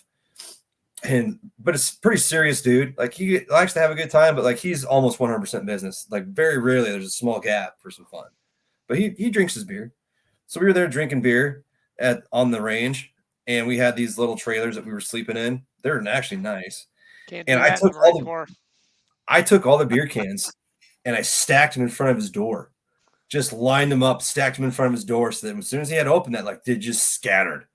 And I thought, tomorrow morning when he gets up, he'll probably get up at like 5:30, 6 o'clock in the morning. He's going to just destroy all that and knock that out. He got up at 2:30 in the morning to piss and did it. And he was so pissed. I was like, damn. He goes, yeah, who the hell was that? Oh, shit, man. I don't know. I was in bed. I know you wouldn't have liked it. So I know I didn't do it. But he was so pissed. I eventually was like, Finn, I did it. You know for a fact I did it. He goes, I'm pretty sure I did know you did it. I go, but I didn't think you were going to get up at 2:30 in the morning. And not that, why'd you pick him up? Just pick him up next morning. He goes, you don't know how pissed I was picking up like 30 beer cans at 2:30 in the morning after I just got done peeing. It's like, dude, that sucks. But yeah, we had a good time out there. And then we have a bunch of training going on now. Winter Survival School, Fries and Spies, Air Assault, Jungle Warfare. Holy shit. RSLIC, the Long Range Reconnaissance School. We were sending some guys. Where's Jungle Warfare at? Is that in Florida? I want to say it's in Hawaii. Okay. Oh, very Nice. And then the Mountain Survival School for the Army is in New York. Yes, it is. I have heard that. So there's that. Go see Gio. He's up that way. Yeah. Well, there's quite a few guys from New York, wasn't there? I think he's Rochester or Greece. Yeah. It's probably Skiff? 2 hours. Oh, yeah, it's Skiff. That's right. Skiff lives up there, too. Yeah. Shit. But yeah, there's like, we have all those schools. They started like right away in September and they go all year, or pretty much a majority of the rest of this year into the rest of last year into this year. So. And you wear a beret, right? Yeah. TACPs wear berets? What's that? Do TACPs wear berets? Because I thought I saw a picture of you wearing a beret. Oh yeah, they do. I get a lot of shit for it. Is it raspberry? I'm not that cool. And like I'm trying to make these work. Good one, Richard. That was funny shit. And they're like, "What?" You go. I was like, "These fucking things are stupid." Do you have to defuzz it and all that kind of shit? Yeah. And they're like, "Well, what do you guys wear in the Marines?" Like, what do you fucking think we wear? It's the 8-point cover. 8-point cover. We don't need anything else. Well, what do the guys in MARSOC wear? The 8-point cover or nothing. They wear their long hair. That's what they wear. What are those little cute little boonie hats we used to wear? Yeah. And I actually got a MARSOC pin from a MARSOC dude when I went to jump school. Shut up. Yeah. So is a gifted deal. But yeah, we got along pretty good at jump school. And he gave it to me because he knew I was in the Marine Corps. And I told him like how I ended up here. And I was like, yeah, MARSOC's a badass deal. He's like, trust me, if I could have got in, I would be trying. Not saying that I would have made it, but I'm saying of all the ones I wanted to do, that's by far the one I definitely wanted. But I was like, I'm here and I can't complain. Like it's treated me good. We do cool stuff. But like when we graduated from jump school, he gave me his MARSOC pin. I have it. When did they start MARSOC? Isn't that fairly new? 2006. 2006. Oh, yeah. They were starting to take guys from us. Well, 3-8 after our second deployment. I know at least 3 of them. I'm not going to mention their names, but they all left. Like we never saw them again. yeah. They went to MARSOC in 2006 after we got back. Well, and then when I was on the Marine Corps team right before we got out, or I left the Marine Corps team in 2006, we ended up going to Lejeune to do the Armed Forces duel. And so when I was there, I ended up seeing someone at battalion to extend my orders for the Marine team. I still have those orders. So I kept I still have my orders going from infantry school to DC. Shut up. But, yeah. I have a binder of all that shit. What So in the big black folder that we have to carry? Yeah. So I went and got my orders extended, and I was talking to Gunny Ford, and he kind of had mentioned Gunny Ford. he was left behind when you guys went to Ramadi. Yeah. I remember Gunny Ford. Holy shit. Damn. So he saw me. He goes, "Who are you?" I go, "Well, I was here, and then I went to the Marine Corps team. I need someone to extend my orders." And he goes, "Shit, I'll do that for you." So I'm bullshitting with him, talking with him. Gunny And then Ford, he Jesus. kind of mentioned it. And then we wrestled that day. I didn't wrestle, but they get done and they're like, what the hell is there even to do? Oh, actually, it's even better. We go to the Gunny Ball Center with the other branch of services. And they're like, hey, we're going to do this, the team or the wrestling dinner here at this rec center with all 4 branches from the wrestling team here at this rec center. Named after the Gunny that was our Gunny. Yeah. So they're like, we're here at the Gunny Ball Center. Does anyone know, who this was? Why we have this name? They go, yeah, I do. They're like, okay, how do you know? I go, he was my Gunny. I was in Iraq when he got killed. They're like, no shit. I'm like, one of the wrestlers like, really, Drahos? I was like, yeah, dude. Like right before I came to you guys, I was, I just got back from Iraq. And so yeah, he was my company gun. He got blew up there. So we did that, and when we got done, they were wanting to tear it up. They're like, "What the hell do we do in Lejeune?" I was like, "Oh boy, there's plenty to do in Lejeune. I'll show you." What don't you do in Lejeune? And so I took him to a few places, and we're trying to get into this one bar, and this guy stops me, and he goes, "Drahos," and I have no clue who the fuck this dude is. This big jacked Hispanic dude, though. And I was like, "Well, he said my name pretty positively, so I mean, we're off to a good start." But I was like, "Fuck, I don't know who this is." He goes, "It's Sergeant Martinez." And he goes, from Corporal's course? What? He goes, yeah, from Corporal's course. Remember in Quantico? I was like, shit, yeah, that was not too long ago. He goes, yeah, I'm down here now. I'm doing this thing for a thing called MARSOC. And I was like, what? He goes, yeah, it's the SOCOM unit the Marine Corps is doing. I go, no shit. And he goes, yeah. He goes, dude, this is something you would do great at. He goes, you would love it. You need to try out for it.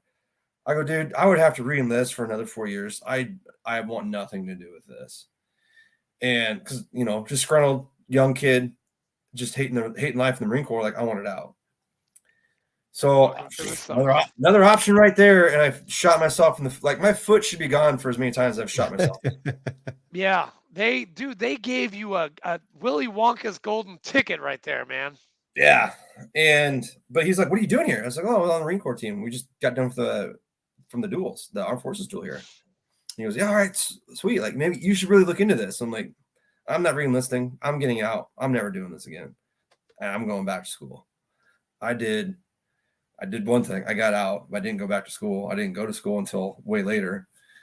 And I was actually supposed to go and wrestle at another college, D3 college. They were wanting me to wrestle with them, but it wasn't like, we're giving you this scholarship because we want you so bad. It's like, you really need to come up here and wrestle with us. Like this, I think you'd do well here. So as soon as you get out, give us a call. I was like, all right, sweet. Well, I got so fucked up wrestling with the Marine team, it wasn't happening. Like my body was shot. And I called that coach and I told him, I was like, I'm not coming up. I got too jacked up. And he goes, I told you before you went to go to wrestle for the Marine team that it was a bad idea. You were going to get hurt really bad. What did you do? You got hurt really bad. I was like, yeah, I got hurt really bad. Dislocated my shoulder. I broke my rib. I tore my hamstring. Like, damn, I'm done. Yeah, so I was supposed to do that when I got out, and that was another reason why I didn't want to do it. I was going to go wrestle in college, and then I didn't do it just because of all the injuries. So yeah, I shot myself in the foot on that one too. And that guy was cool. I would have loved to have gone through the selection process with that dude. Great dude. So that was the other time. Dude, and I gotta say, man, those guys in MARSOC, they got everything they freaking wanted. They were on the Mew with us. Yeah. They had rebreathers. They had 1911 sidearms. Yeah. I mean, they had everything they wanted. They got. I was like, they were all in the well deck, and they would show me around and all of their gear. I was like, and this is when I was a huge gear queer. I was like, holy shit, you got that? You got that? You got that? What the fuck? Yeah. I mean, their budget was like unlimited. So the captain that we had that I didn't mean to pour salt on wounds. I'm sorry. I still kick myself in the ass. Yeah, but dude, you're like SF right now. So you're like fucking kicking ass with the TACPs. calling in airstrikes and shit, right? Isn't that what Yeah. TACPs do? Mm-hmm. Yep. So like, okay, the TACPs are like our Anglicos in the Marine Corps, right? Yeah. Okay. And we operate a lot smaller teams than what they do. Really? Do you remember Captain Fowler and his dude? Oh shit! Yeah. Remember it? Yeah, dude. There was like 2 guys. It was Captain Fowler and a fucking corporal, and they would go out and they would fucking do their thing. Well, they were the ones that were at OP2 that got hurt, right? Wasn't that? Didn't he take shrapnel in like his throat? I think so, yeah. But I remember he got hurt fairly serious from shrapnel, but I don't know exactly how bad. But I mean, he wasn't anything where he was going to die, but it was bad. Yeah, I mean, it was like my shrapnel in my fucking foot. Yeah. Didn't kill me, just fucking hurt a lot. And yeah, but yeah, we operate in small teams, and now we're trying to do. There's a lot of change up going on. That's under the hush as far as what we're trying to do now. And so it sounds like it all sounds good on paper. So we'll see how it goes. Is the Air Force? Because I just heard the Army is starting to draw down some people, just like what our old battalion commander did with 3.8 and tanks and snipers. So are they trying to force design the Air Force as well? So they did their cuts, and I think they cut us mostly because they didn't know who we are. Like you talk to people in the Air Force, like, what are you guys? We're like, we're TACPs. What is that? And I'm like, well, I understand if I didn't know what it was when it being in the Marine Corps, you're in the Air Force. And they're like, we don't know. And we didn't have a whole lot of officers in the beginning. We're like PJs, they have their officers, CCTs, combat controllers, they have their officers. I want to say SAUT, now Special Reconnaissance, they have their, for the longest time, TACPs didn't. They just took pilots and they would fill in as an officer and take command of TACPs, but didn't really do anything. So when it came time to like go to bat for us, we didn't have anybody going to bat for us. And so they cut the TACPs by like 50%. We made it though. We made the cut. And yeah, you're fucking Jesse fucking Gunny Drahos fucking Manimal. Of course they're gonna fucking keep you. Yeah, we made it. So look at that fucking Air Force haircut, man. Look at that shit. Damn. I got to keep it somewhat short for the dude. patrol, First Sergeant Guzman would be all over that shit. Oh, I'd have a lot of first sergeants I know are probably having a heart attack right now. Dude, you look like Zac Efron. He does. That's good. I'll take it. He does look like Zac Efron. I mean, I've been confused with Jean-Claude Van Damme. Look at that. Oh yeah, okay, I can see that. When we go to other countries, I've been confused with John Cena. Oh. I've had my picture taken with people. They're like, "It's John Cena." I'm like, the I mean, yeah, I guess you'll pay me. Yeah, I'll be John Cena. Who was another one I got?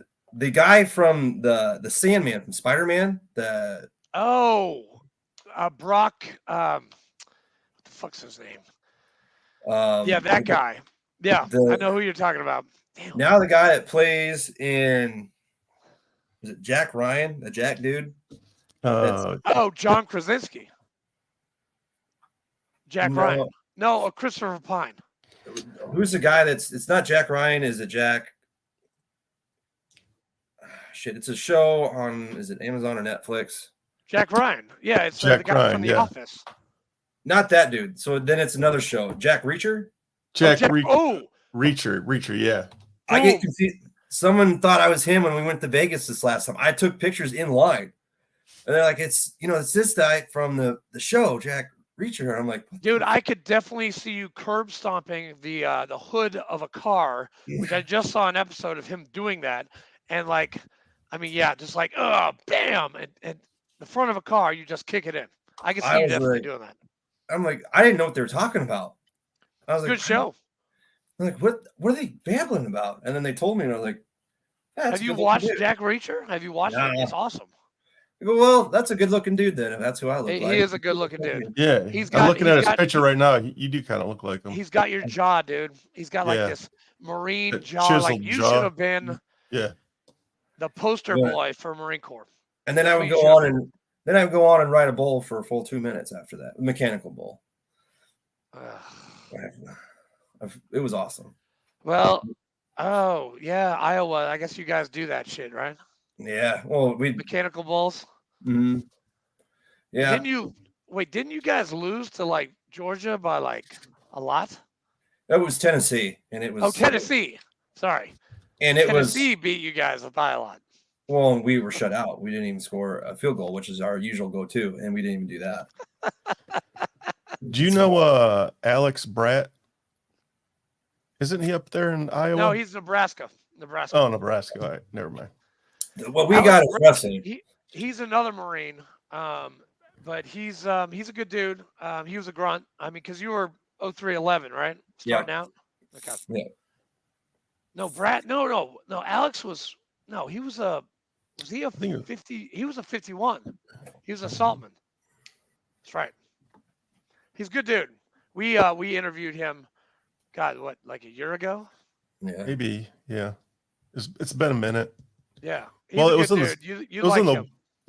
It was warm up because he was sitting on his patio and the golf course was behind him. Yeah. Oh, that's nice. Yeah, I got my inversion table behind me. Yeah, I see that. I was gonna ask, like, what the fuck is that torture device? My state bracket, my skull. Like I'm in my office. This is where I go and keep all my shit because I've got so much stuff. Oh, Jesse, I gotta thank you, man, for giving me some pointers on the shooting. I scored a 90. Talk about that. Yep, I scored a 97. See, on my I know. Dude, it was awesome. Dude, you had some great advice, and I just signed up for my first pistol defense class, which is February 2nd. Nice. What's your daily carry, Jesse? Yeah. So for the state patrol, it's a Glock 22 40 cal. I think within the next couple of years, is it 2005 maybe? We're switching to 9mm for the Glock. Just at this point, M9, awesome, great gun. The ammo is good. Yeah, the M9's. Some people like it though. Garbage. Some people they like the Beretta. I know a couple guys. I'm like, I hate the Beretta. Absolutely hate it. I went to the range with one of my guys, Herbert Hill. He's got like 16 different guns. I shot a Staccato. I shot an M9 Beretta, which I hadn't shot since 2005. The last time I shot that. I was like, holy shit, how do you have this? And it just was like clunky. And I'm like, this is not a SIG. Like my SIG is freaking awesome. I love my SIG. I love it. I'm sorry. They're good guns. SIGs. We have the P320 now, or like that's what I use, dude. That's what I bought 2 weeks ago, man. Was a P320. It's the M18 now, I guess, for the military. Army. Oh, for the okay. Army, Air Force. I think the Marines went to that way too. With it, they got rid of the Beretta and went to that. And they got rid of the saw too. Do you hear about that? Yeah. Well, they went to the IAR, which is a nice rifle, but it's definitely not the replacement for a saw. Hell fucking no. Sorry, I was a saw gunner for fucking 3 years, man, on patrol. I love that fucking gun. When it worked, it worked. It worked great. When it didn't, which is a lot, it didn't. I cleaned it in Ramadi, dude. I cleaned it every single night. It never fucking jammed on me, ever. Yeah, heaven forbid you need that thing and it don't fucking work. Die, motherfucker, die. Die, motherfucker, die. Die, motherfucker, die. Boom. There you go. Your cadence is right there. Does the Iowa State, do they pay for your service weapons, or does that come out of your pocket? No, they pay for it. Now we have the option to buy back our pistols or rifles or whatever when they go to replace them, which I'm going to. I bought my pistol from Iowa City PD when I left there, and then when we go to change from 40 cal to 9mm, I'll end up probably buying this one. And then when they replace the rifles, I'll probably buy that as well. Hey, where's Iowa on the? Oh, there. Oh, it's up the north. reciprocity for Iowa is yellow for the state of Tennessee. So I have to ask permission from your government in Iowa to carry my gun across state lines. See, I'd have to look into that as a state trooper. I should probably know that, but I don't think you do. But I'm not trying to set you up for a felony. Is that what it says? Yeah, it's the green is good to go. The yellow I have to call Texas, Oklahoma, Arizona, Utah, but California is red, obviously. Of course. Yeah. Wisconsin, red. Oregon, red. New York, Massachusetts, basically almost all of New England. Why is Wisconsin red? That's weird. Dude, I don't know, man. It says it's USC. Oh, by the way, as a law enforcement individual, do you like USCCA, United States Concealed Carry Association? I've never worked with them, never had to use them, because we obviously have someone to back us through the department or the state patrol. I think if you're going to, like, as a civilian, I would definitely have somebody for something like that in case you do get into shooting, because the third party. I mean, they give me, like, if I shoot a third person by accident, I got $2 million for legal fees. Yeah. I would definitely have that. Do they have concealed carry in Iowa? No. So, like, you don't need it's constitutional carry here. You don't need a permit. It is? Okay. Which is why I don't. Why would it be yellow then? Yeah, that's why I don't want it. I just have to check with Iowa before I actually. The yellow means I have to check with the state just to see if it's okay, if I can come across state lines. Yeah, I don't. Like Texas, I mean, that's a state.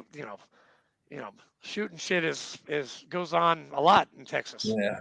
Which, by the way, but do you know that we had more murders per capita in Memphis, Tennessee, than Chicago this past year? Swear to God, 397, man. How? Because Memphis is dangerous. Is it really that bad? Dude, you got to go with like a Kevlar and a flak, and you better have an AR and a shotgun and a sidearm when you go to Memphis. No kidding. Swear to God. It's dangerous, man. Would have never guessed that. Especially in Tennessee. Oh, yeah. And Memphis is pretty rough. Memphis is wild. Memphis is like our Ramadi or our Fallujah. No shit. But hey, dude, you have an open invite to Tennessee anytime you want to come, man. Anytime. We've been talking about it. I know we have, and you need to get your ass down here. Between that, you need to teach some people how to shoot down here, man. I'm just repeating what I was told. It works. Dude, but you probably had like multiple experts, right? Yeah. How many experts did you have? Oh shit. I think we were going up to like 8 or something. You're an 8-time fucking expert. Jesus. Yeah. A couple times on active duty. I never had to go at 3.8. You never had to go to the range at 3.8? Not the rifle. Or at 3.8, no. Shut up. We were starting to do our workup for the first we were going 29 Palms. We went to 29 Palms, right? Yep. It was called Mojave Viper. Yeah. That's dude, that's when what's his name got Negron. That's when he got like frostbite and shit. There were like 3 guys that got frostbite.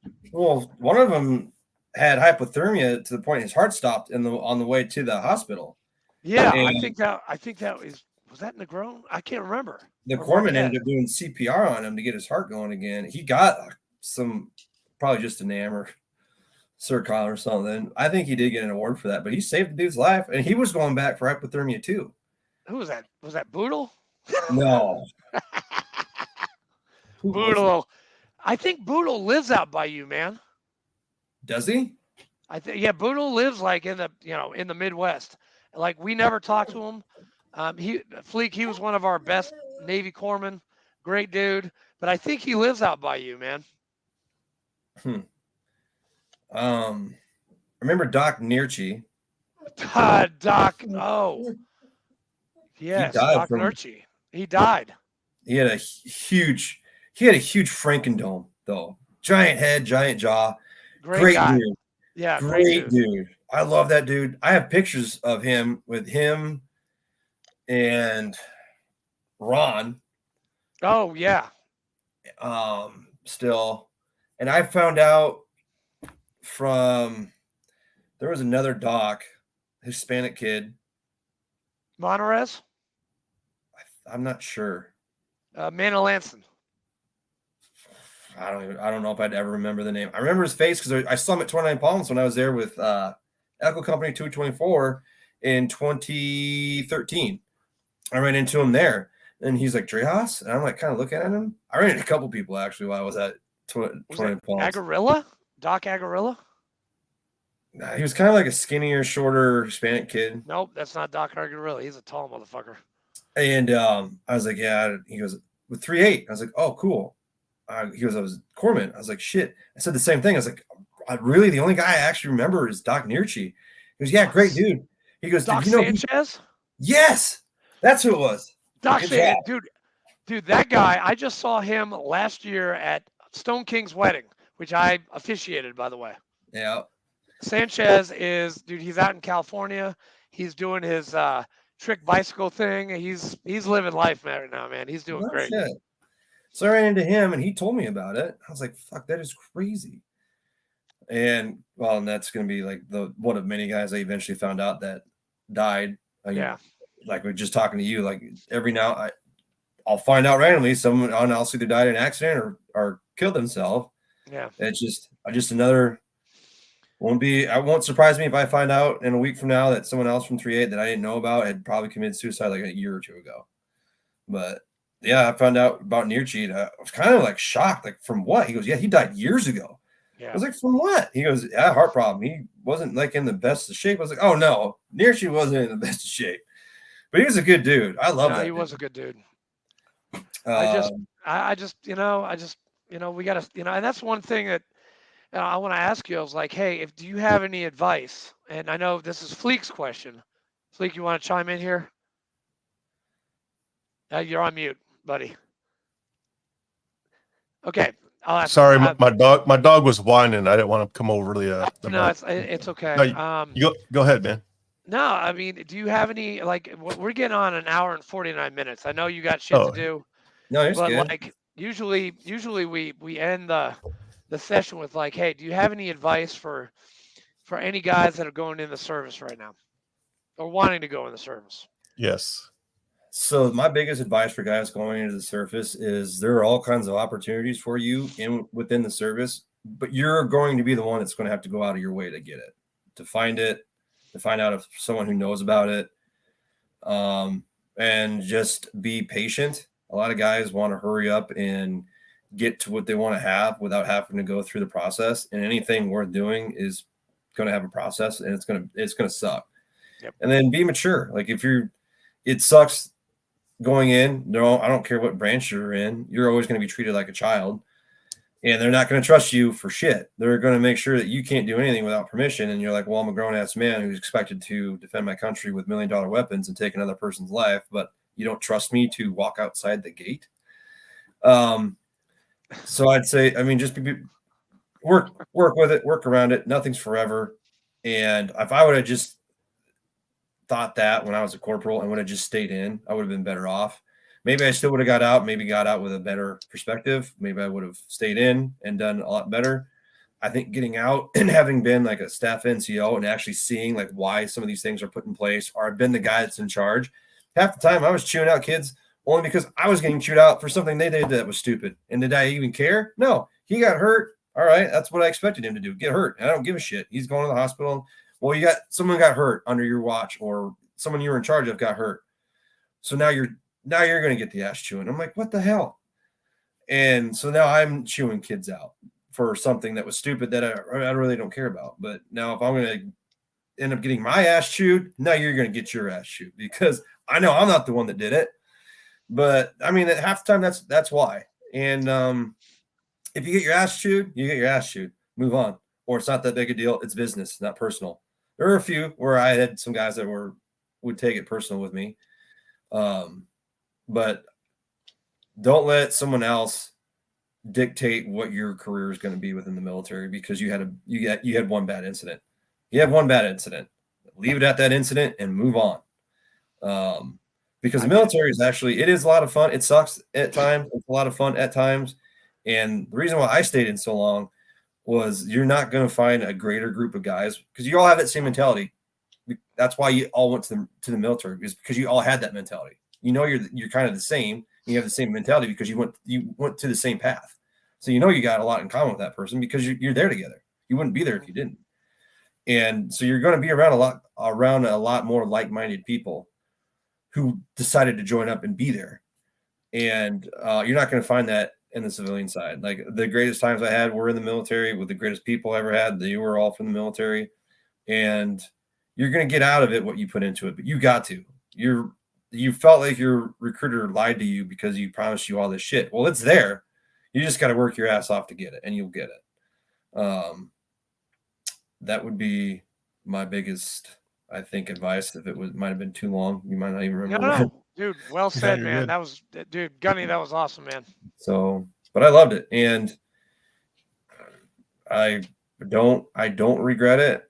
I obviously regret not taking the opportunities that I had when they were thrown right at my fucking feet.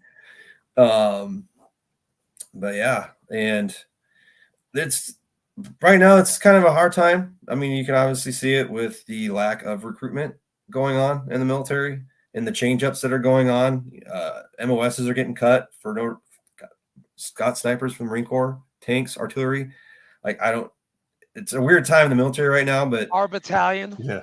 Yeah, but it's one of those deals where this too shall pass. I mean, you make it through this, but I guarantee you the next one's going to be because I can't get it. Well, I can't say that because then I'll the 388 will be back. I mean, this is like the 5th time we've been shut down. Well, I bet they got absorbed by another 3 is gone, but the battalion's absorbed underneath someone else, right? Yeah, 6 Marines, 1-6 and 2-6. So one of the guys that was going through jump school that was from MARSOC that went through jump school with me, they were from 3-8.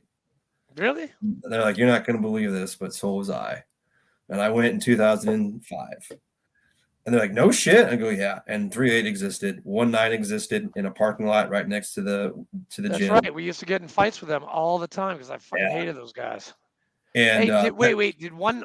I'm seeing a lot of 1-9 stuff. Did 1-9 get shut down too? Yeah. They did? Mm-hmm. Jesus. Yeah. Walking Dead again. So I 100%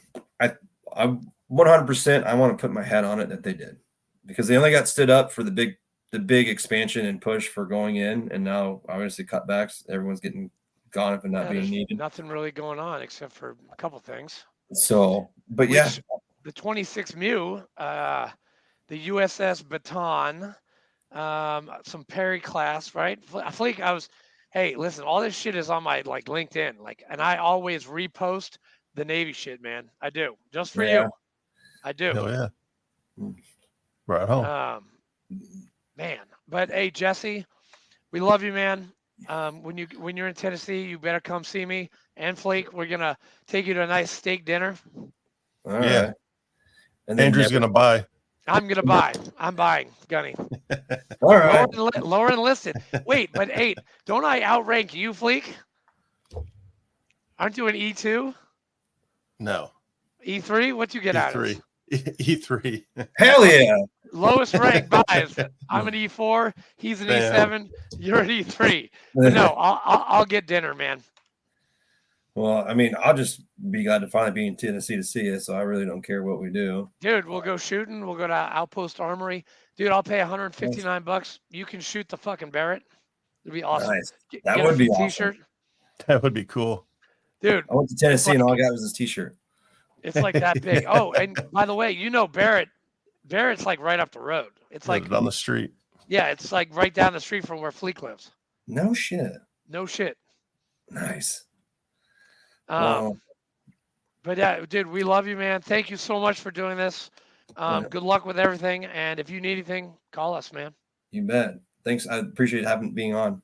Yes, it's definitely our pleasure. Yeah. And while we're talking right now, when this goes live, the Detroit Lions will be playing Sunday night. So please, goddamn, man, give me one more win. That's all I ask is one. Jesus. Beat the Chargers. Beat them. No, the Rams. Whatever. Whoever they are. The other LA Rams, team. Chargers, whoever they are. Yeah. All right, guys. All right. Thanks, Jesse. Thanks, Richard. Thank you. Yep, I'm going to hit Thank the you. end record button now. Peace out, everybody.